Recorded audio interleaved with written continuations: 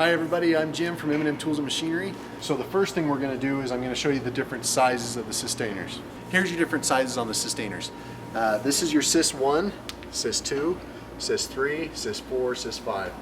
I want you to notice one thing here. This is an old style Sis 4, okay?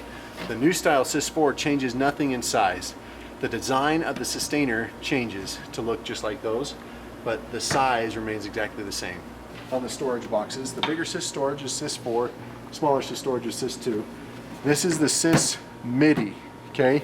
Depth wise, it is the same depth as a Sis 3, okay? So the Sis MIDI is a Sis 3. Okay, so the Sis Toolboxes, really cool. They're cheaper than the normal boxes. The neat thing on these, I don't know if you can see it too well, you can actually detach the top part of this handle if you needed to, okay, up in there. But the only negative to these is they will lock to themselves, which is great, okay. And since they're cheaper, I mean, this is a great way to go if you have tools you don't mind hauling kind of in an open way, and they won't be open all the time. But the problem is they always have to be on the top, okay? But they will lock into both the new, okay, right here, and they'll also lock onto the old, just like this, okay? As you can see, this all locks together, okay, and you can do as many stacks as you want. So the old system, like I said, kind of a knuckle breaker, and you have to unlock 4 sides at once. The new system, way better. So cleats on the back, okay? You put the Systainer down, and I want to show you this because we have been getting these Systainers now for however long they've been out, which is like a year and a half, and I still have people here, not the salesmen on the floor, we know a little more about FESTOOL, but some of our people that do the ordering, and they still screw this up. So I just want everybody to focus on this, okay? What you do is those cleats slide right in here. So you don't put it on and then dip it. Well, you can once you get used to it. But what they'll do somehow, if Chase can get a picture of that, is they'll lock in one side and leave the other side up.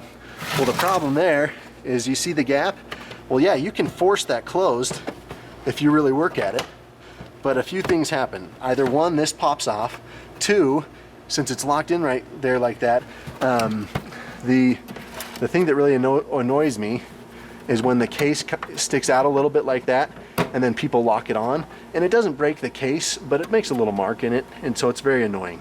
And that's what will happen when the case is uneven. So just so you guys know, if you're ever putting together your Systainers, because everybody makes mistakes, and for some reason the case, and this is either above or below, for some reason it's sticking out on one side, stop and take a look, because like I said, I can't tell you how many times this happens. Actually, I can tell you, every time we get a FESTOOL order, it's about every other time I run into this, where the case isn't sitting on there properly, and so we've closed it wrong, and we've closed it on that little lip, okay?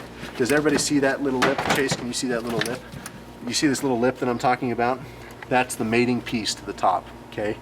And what happens when you put it on wrong is the lip will stick out. Not as bad, I mean, that's a huge exaggeration, but it sticks out enough to where it just barely comes down over the edge.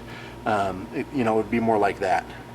And the reason that it does it is because, well, you can see what I'm doing here. The bottom is tweaked, it's up a little bit. So then you go to close this, and guys will catch it like that. And yeah, you can still force it closed, you just put a little cut in that. Again, it doesn't hurt anything, it's just maybe my little perfectionism or OCD or whatever coming out. Pay attention when you put them on. Put them down, slide them in. And once you get used to it, you'll just pay attention when you put them on, and it'll be a little bit faster, okay? Right? And then, this is another part that's awesome. No knuckle breaking anymore. You don't have to go around to 4 sides. Once that's locked in, just like that. Ta-da! Okay? So, to open, you're always up, right? This is the other cool thing. If I wanted to open this bottom box right here, I have to take this box off to get at it. Right now with the FESTOOL boxes, all I gotta do is go like that, and I'm right in there. Now you support the weight of the top so you don't rip the lid off, of course, but support the weight of the top. But you can still get in the bottom. Okay, So to the side means you lock to another box. On the bottom is how you disconnect it. Just like that. Very easy. Super simple. Okay, you slide it on, get the cleat on there, lock it in. When you want to unlock it. When you want to open it, all the way around. Okay? Very easy. So that's how that works. That's the new system versus the old. Okay, now connecting the new to the old. You can definitely connect them both, but if you'll notice here, you see on the four sides the little cleats, okay? Or well, not the same as those cleats, but the little teeth. Maybe we'll call those teeth. So the little teeth attach to these boxes. So you got to pick your little knuckle breaker and put these on there, okay? Slide it up.